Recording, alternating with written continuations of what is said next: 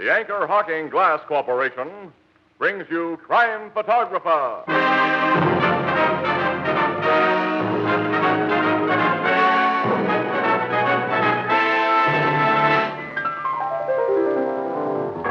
Hiya, Casey. What's a good word? Framus on the cranifran.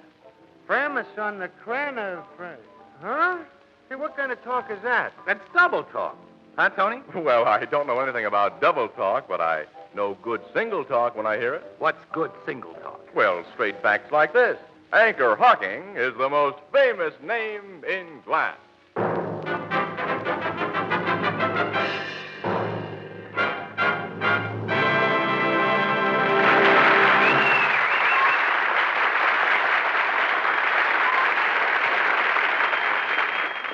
Good evening, ladies and gentlemen. This is Tony Marvin. Every week at this time, the Anchor Hawking Glass Corporation of Lancaster, Ohio, and its more than 10,000 employees bring you another adventure of Casey, crime photographer, ace cameraman who covers the crime news of a great city. Our adventure for tonight, the Blonde Lipstick.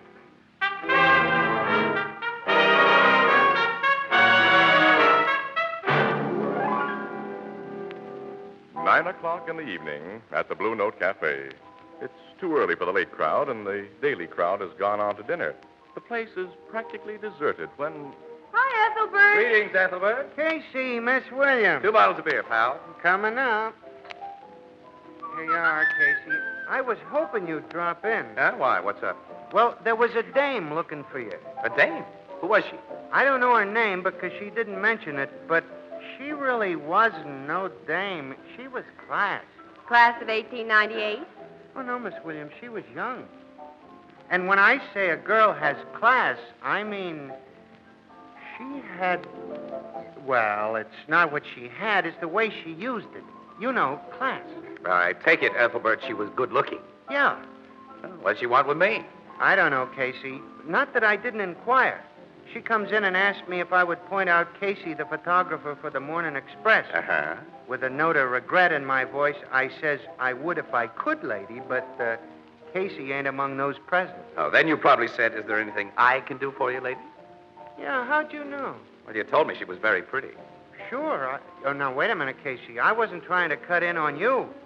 I only asked her, is there anything I can do for you? And she says to me, oh, no, I wanted to see Mr. Casey. It's rather personal. So I told her you'd be around about this time, and she said she'd come back. So you don't know her angle? She didn't have no angle, Miss Williams.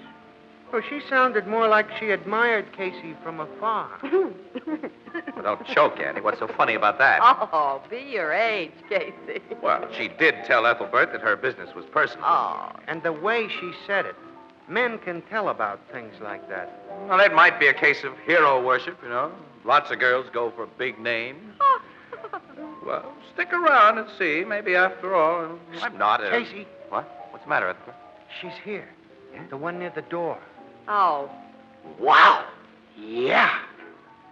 That's what I said when I first seen her. Shall I call her over? Ethelbert, do not delay fate. Okay. She sees me. She's coming over. Annie, how do we look? Oh, nothing wrong that a tailor and a barber couldn't fit. Annie, Right here, miss. This is Mr. Casey I'm pointing to, but I didn't get your name. My name's Laura Neely, Mr. Casey. I hope you'll excuse me, but I just had to meet you. It's a pleasure, Miss Neely. Oh, this is Miss Williams, an acquaintance. Yes. Mr. Casey has no friends. Oh, I read that honest newspapermen can't afford to make friends. Oh, you're just as I pictured you, Mr. Casey. Really? Well, I don't go building up any romantic ideas about me, Miss Neely. Oh, but it's true. Well, you reach the public every day. You have great power for good or evil, for influence. Oh, for goodness sake. You wanted to see me about something? Something personal, Miss Neely? Oh, yes, Mr. Casey. It's very personal to me. Oh, that's all right. You see, I want some publicity. Publicity? Oh. You see, I'm working for a certain charity, Mr. Casey, and I know that if you give me publicity with pictures in the newspaper, I'm bound to collect a lot of money. Yeah, I'll bet. Don't you think, Mr. Casey? Not at the moment, Miss Neely. I think Mr. Casey is nursing a case of severe disappointment. Pardon me? Is that what you've been hanging around for, some free publicity? Oh, but it's not for myself, Mr. Casey. It's for a worthy cause. Oh, I know, the old story. How do you want your picture, in a bathing suit? Oh, Mr. Casey, you don't understand. This is a very worthy cause. Oh, I know, yeah. Sure, yeah, getting a picture in the paper is the first step in interesting some movie producer. No, I'm sorry, Miss Neely, no go. Oh, you've really got me all wrong. No, I'm sure you've heard of the City Welfare Fund, and I thought that as a newspaper What did you say? I'm working for the City Welfare Fund. I think everybody should help, Well, and why I didn't thought... you just say so instead of beating around the bush? You mean you'll help? Well, I'll be glad to help with the City Welfare Fund anytime. Oh. But every newspaper's collecting for the fund. What's your special angle? Well, you know how people are, Mr. Casey. They intend to send a contribution, but they just never get around to it. But I call on them after work, and they're glad to give. Would you give all your time to collecting? Oh, as much as I can. You see, I work for the Stevens Electrical Company. Uh-huh. After work, I visit people evenings. That's not a bad angle, you know? Look, I'll do a series of shots of you getting donations from prominent people. Annie, look, how does this strike you? I'll snap Laura getting a donation from Logan behind his desk in police headquarters. I'm filled with enthusiasm at the novel. Good, we'll start right here and now. Come on, Ethelbert, kick in.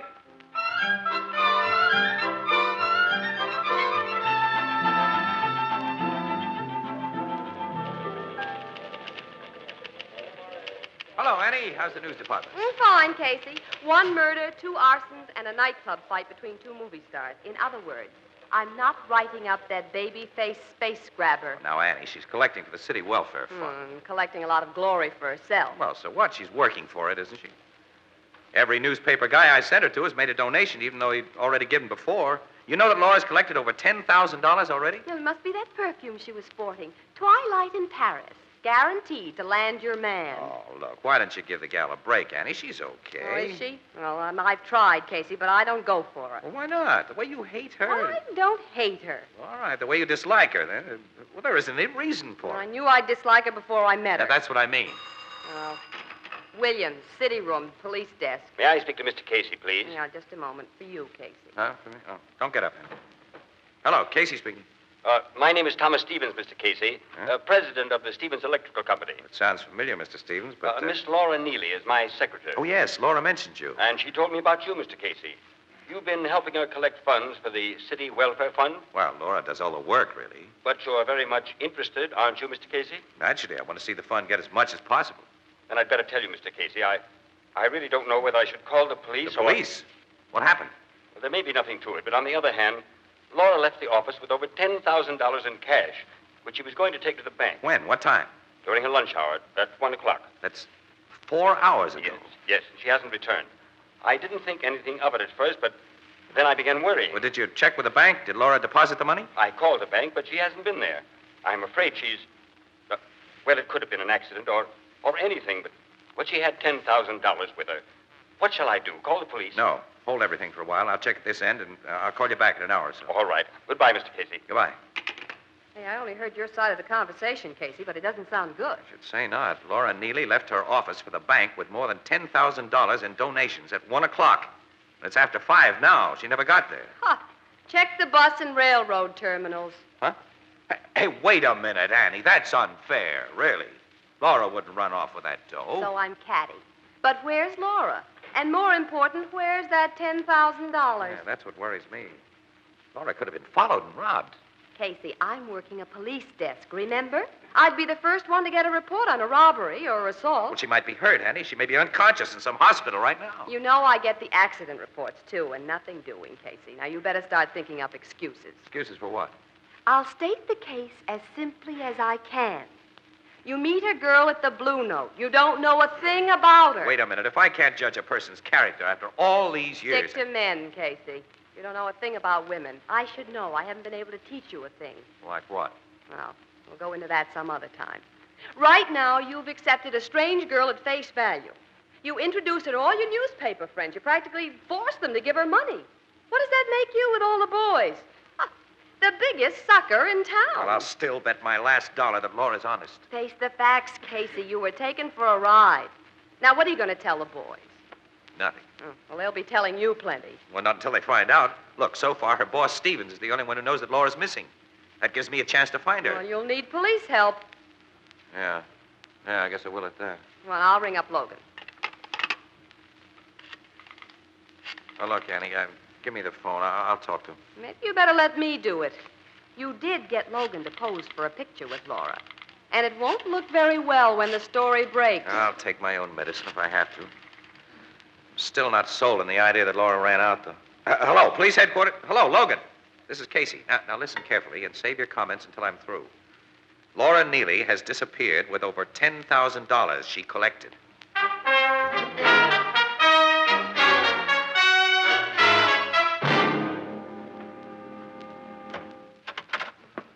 Come in, Miss Williams. How are you, Captain? Fine. And who's the gentleman with you? Oh, cut the comedy, Logan. The gentleman is Mr. Casey. Impossible. Oh? Why, Captain Logan? Because a certain photographer named Casey wouldn't dare show his face around here, not after what he's done to me. Go ahead, rub it in. Now, what'd you expect me to do, roll out the welcome mat for the guy who's made me the laughingstock of the police department? Every paper in town's going to dig up the picture of me handing a donation to Laura Neely. And are they going to go to town? Quote, Captain Logan gives official sanction to bunco game, unquote. Now, hold on, Logan. I'll admit it looks bad for Laura now. Oh, and you'll also admit that Hitler might have been guilty, I suppose. When you cut the sarcasm, we might get to work. Laura disappeared. She was carrying 10 grand. Well, now, lots of guys in this town could knock her off for less. Why don't you investigate before you jump to conclusions? You know, Casey, the same thing occurred to me, too. I did investigate. Did you find out anything? Not much. Laura Neely was making $55 a week. And last week she buys $970 worth of dresses. Well, so what? Every girl saves for clothes? Oh, sure. But Laura's personal bank account was $200. She didn't touch that. And on top of the $970 for dresses, she spent $300 for 2 suits and bought $150 worth of luggage. When I got all those reports, I began to suspect that Laura might have been preparing for a trip. How about the railroad and bus terminals? Well, my boys checked them, but not a trace. Well, you see, now. But I found the record of an automobile sale in her name. Yesterday, Laura bought a blue convertible roadster from a second-hand dealer. Today, she's gone. She bought a car. Huh? Pick her up fast in a blue convertible. Not many of them on the road. So we pick her up. Then what? We put her on trial, and the whole story comes out. How she took the wise boys in town, the newspapermen and the police. All right. I'll take the blame for that, Logan. The boys will be glad to pass the buck to me. But, if you take all the blame, Casey... What else can I do, Annie? I fell for a story. I introduced her around. Well, it would be pretty hard to live it down. Who's worried? Yeah, I can always get a job. Who says I've got to be a crime photographer? I can go around snapping baby pictures. Captain Logan, I'm afraid for him. He'll blow his top and then calm down. Well, I'd better stay with him.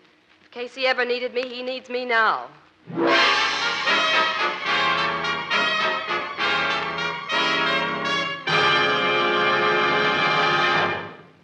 Our story will continue in just a moment. Say, Tony, who collects and returns all the empty beer bottles in your house, you or Junior?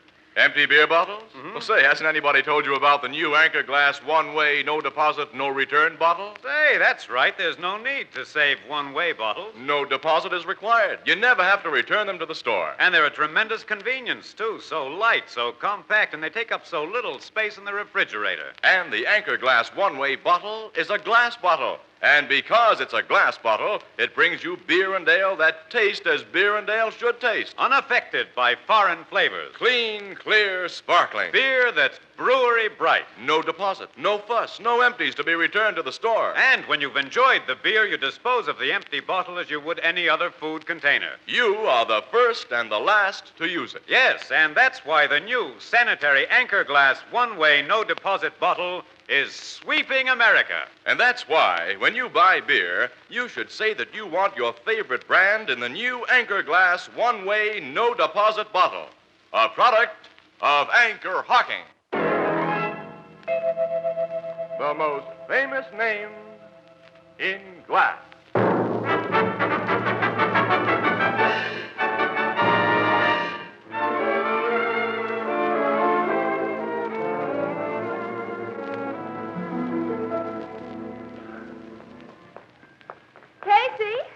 Casey, wait. Sorry, I'm in a hurry, Ann. Oh, now, Casey, I'm going with you. Why should you?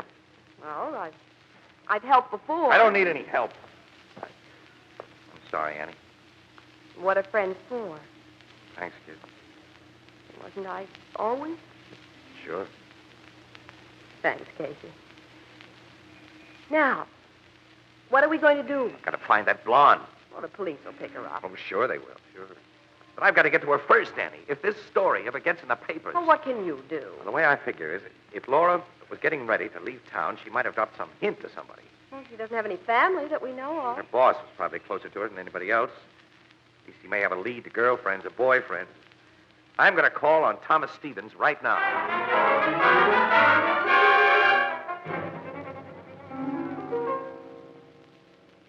You make yourselves comfortable in the library. I'll tell Mr. Stevens you're here. Thank you. If I may take your valise, sir. Oh, that's all right. That's my film case. I'll set it down right here. Mr. Stevens will be down directly. Yeah, we'll wait. Boy, the electrical line must pay off plenty. This is a lovely house. Oh, an original painting by Van Houten. Oh, good evening. Do you like my wife's Oh, portrait? good evening, Mr. Stevens. Your wife is a beautiful woman. Oh, thank you. She's out of town right now, Miss... I'm sorry. I'm Miss Williams, and this is Mr. Casey. Oh, yes, I spoke to you on the phone, Mr. Casey. Yes.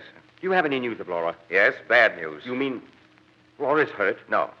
Laura has run away with the money she collected for the city welfare fund. Oh, it's impossible. I don't believe Well, it. they had a pretty hard time convincing me, too, but I can't argue about it anymore. Police found that Laura bought a flock of new clothes and luggage in a car, and then she disappeared. She did. And You what? I donated $300 to her fund myself. Huh? You're in good, smart company, Mr. Stevens. Quite a few people like to catch up with Laura. And I'd like your help. Well, what can I do? Well, answer some questions, if you will. You see, the way we figure, Laura was with you during her working day, and she might have dropped a hint as to where she was going. Nothing that I can remember, Mr. Casey. Did she ever say she wished you were in California, we'll say, or Florida, or someplace? Well, no, as a matter of fact, I know very little about her. And there isn't anything you remember that could give us some lead. I'm afraid not, much as I'd like to. Well, I'm sorry to bother you, Mr. Stevens. Well, if I think of anything, I'll call you, Mr. Casey. Yeah, thanks. You can reach me at the newspaper office. Or perhaps the police will catch her. Maybe. Yeah, but by that time, Laura Neely will have run through the money for the welfare fund. Shall we go, Annie?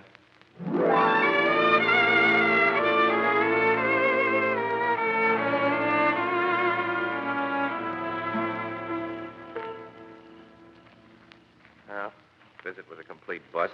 Well, I don't know about that. What do you mean? Stevens didn't know a thing. So he said. Come on, let's get into the car. Here we are. Go ahead, Annie. Okay.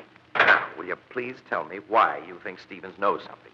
Casey, I've got something I want to show you. Switch on the dashboard light. Huh? All right, here it is. Now, what do you think of this? Well, what it... Oh, a tube of lipstick. Well, look closer. Well, let's see it. All right, I still think it's lipstick. Of course, but it's strawberry lipstick. Get it? Strawberry, huckleberry, raspberry. What difference does it make? Oh, none to a man, I guess. But this is the lightest shade of lipstick made. It's used by very blonde women. Well, keep talking. You remember when I sat down on the couch? Well, I found this lipstick between the cushions. That shows that Laura was in Stevens' library recently. Annie, you got Laura on the brain since you met her. This lipstick could belong to any blonde woman. It might even be Mrs. Stevens. Didn't you notice that portrait of Stevens' wife? She's a brunette. Her shade would be deep red or purple. True enough, but Mrs. Stevens might have dozens of blonde friends. Stevens said his wife was out of town, didn't he? Well, none of her friends would come around when she's gone. I still can't see it, though, Annie. All right, let's say for the sake of argument that I agree that Laura was in Stevens' library. She was. All right, does that make any sense? What would she be doing there? Oh, she might be in love with Stevens. In love with him. Well, all right. Well, let's see now. Suppose he were planning to run out with Laura. So what does he do? He lets Laura steal the 10 grand which she collected for the welfare fund? Think, Annie. Stevens is a very rich man. $10,000 doesn't mean very much to him. Why would he let Laura take the money and get the police after them? Well, when you put it that way. Well, sure, those are the facts. Stevens is no dope. How do you get around that? Oh, I don't know, but I do know that this is Laura's lipstick. How? What are your reasons? When something is true, you don't need reasons. Oh. And I know this is Laura's lipstick. And if we could get back into Stevens' home, I'll bet that you'd find more clues that she was there. What am I supposed to do? Tell Stevens that I think he's harboring Laura and search the house, or shall I pull the gag about reading the gas meter? All right, get sarcastic if you want to.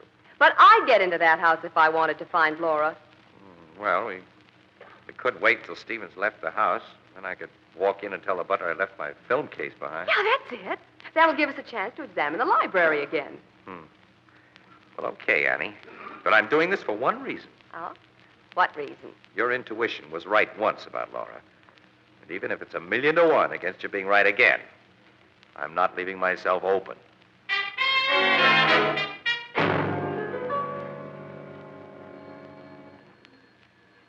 You're sure that was Stevens in the car which left? Yeah, I got a good look at him. He's gone. Okay. Good evening. Oh, I'm sorry, Mr. Casey, but Mr. Stevens left the house shortly after you did. Oh, well, that's all right. I didn't come back to see Mr. Stevens. You see, I missed my film case, and I think I left it here. Film case? Yes, that square leather case with a leather strap that you wanted to take. You know? Oh, yes, I remember, sir. Will you come in? Yeah, thank you. After you, Annie. Yes. You must have left the film case in the library, sir. I'll look. I'll just come along, pick it up. Here's the library, sir. Do you remember where you put it? Well, it's too big to miss. It might be on the other side of the couch. No, it's not here. Do you remember what I did with it, Annie? Well, you might have shoved it under the couch. No. No, it isn't there. Hey, what's that over there? Hmm? Wasn't here before. Oh, no, that's too big. That's Mr. Stevens's overnight bag, sir. Oh. But I placed it there after you left. Oh, I see. Could anybody have picked up the film case after I left? Well, it's hardly possible, sir, but I'll ask the maid if you wish. Yes, thank you very much. I'd appreciate it if you It'll would. only be a few moments, sir. Take as long as you want. Well, Annie, did you find anything more? Yep. Come here, What? Casey. What? Near the couch. What do you mean? I don't see anything. Smell. Huh? You mean the perfume? Yeah. And it's strongest near the couch. Laura sat here recently. Some more intuition, Annie, or some logical reason this time? Look, I'm sure, Casey. It's faint, but I'm sure it's twilight in Paris, Laura's perfume. I'm sure she was here. Just might fit in at that, Annie. Annie, I'll tell you what I'm going to do. What? Well, first, I'll take you home. Then I've got to prepare a speech to make to a tough guy. And then I got to buy a can of paint.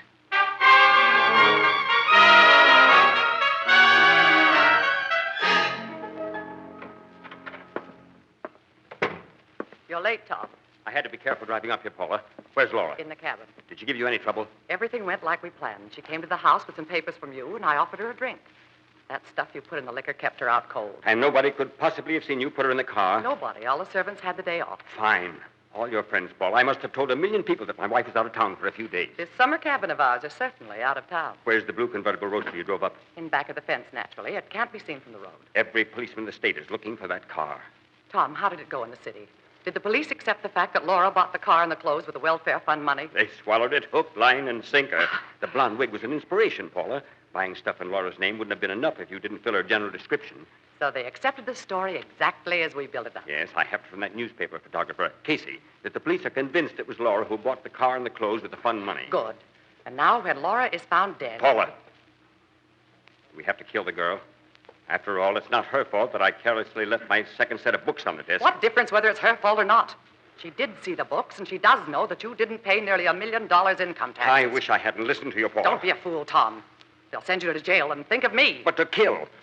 Look, Paula, that's murder. Tom, we can't take chances. If you had to pay fines on the $1 million you held out, we'd be ruined. And you'd go to jail. Oh, no, Tom, I couldn't stand the disgrace. Well, I don't like it, Are Paula. you falling for her baby face, too? Well, I'll take care of her. I've got too much to lose. Tom, what's that? All right, put up your hands, both of you. Tom! Sergeant Hahn, State Police. Keep 'em covered, boys. Look in the back room. Guy named Casey said we'd find a beautiful blonde around here.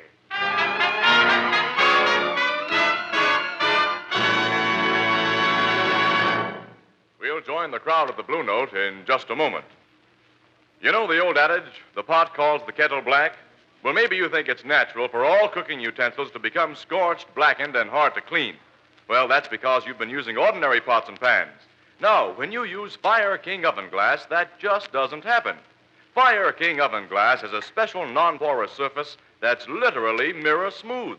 It doesn't absorb baking stains or odors, and it's amazingly easy to clean. And because you bake, serve, and store leftovers all in the same Fire King dish, you save hours of kitchen drudgery. Now, you'll find a wide variety of Fire King casseroles, pie plates, and utility dishes at chain and department stores and wherever household glass is sold. You'll be surprised at the amazingly low prices. Be sure to ask for Fire King Oven Glass by name. Fire King is a product of Anchor Hocking, the most famous name in glass.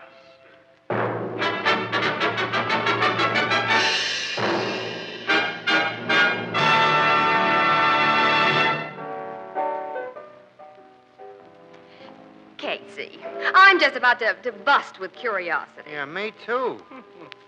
Goodness, Annie, doesn't your feminine intuition supply the answers? All right. So I was wrong about Laura. I know that Mr. and Mrs. Stevens are under arrest, and that Laura is coming back with the money for the city welfare fund. Casey, Miss Williams, here Huh? comes Laura now. Oh, Mr. Casey, you saved my life. You got the police to Stevens' cabin just in time. Well, I could kiss you. Well, I was just getting ready to like you. Oh, I'm so excited I don't know what I'm saying, Miss Williams. I sure thought I was a goner when I laid there tied up and Mr. and Mrs. Stevens talking about killing me. And everybody thought I had stolen the fund money. Except Mr. Casey, of course. well, there were moments when I had my doubts. But to give credit where it's due, it was Anne who spotted the lipstick and the perfume odor in Stevens' house. Which started you off on a train of thought. Sure. That and the fact that when we came back with a phony excuse, I saw that Stevens' bag was packed for a trip. Yeah. Well, so I decided to see where he went. And that reminds me, when you left me, you said that you had to prepare a speech for a tough guy That's right. buy a can of paint. Now, what did you mean? Well, I knew that we'd make Stevens suspicious if we followed in a car, so I had to get a plane. Now, who would you say is the toughest guy in the world, Annie? A city editor. That's right, Burke. Well, I got our city editor to authorize the use of our news plane. And once I had that, I needed a can of paint to mark the top of Stevens' car so we could follow it. Oh, I see. A cub reporter phoned the airport when Stevens left.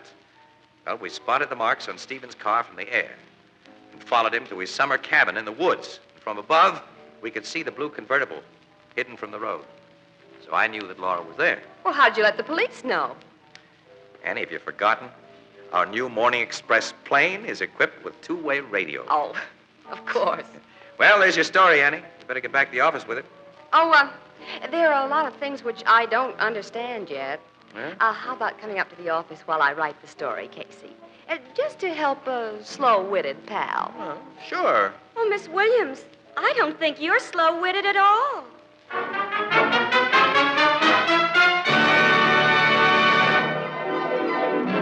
Crime Photographer, starring Stotts Cotsworth as Casey, is brought to you each Thursday by the Anchor Hocking Glass Corporation, makers of Fire King Oven Glass, Anchor Glass Containers, Anchor Caps and Closures. All products of Anchor Hocking, the most famous name in glass.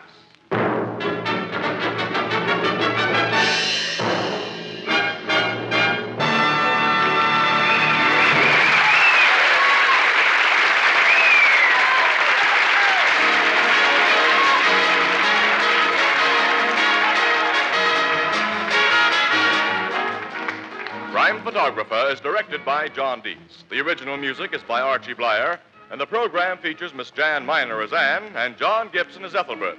Herman Chittison is the Blue Note pianist, and tonight's story was written by Milton Kramer. Hunger and starvation are the enemies of civilization and democracy. It's up to every American, man, woman, and child, to save a little food each day. In that way, the people of Western Europe can be helped in their fight for decency and freedom. This is Tony Marvin saying goodnight for the Anchor Hocking Glass Corporation of Lancaster, Ohio, with offices in all principal cities of the United States and Canada. This is CBS, the Columbia Broadcasting System.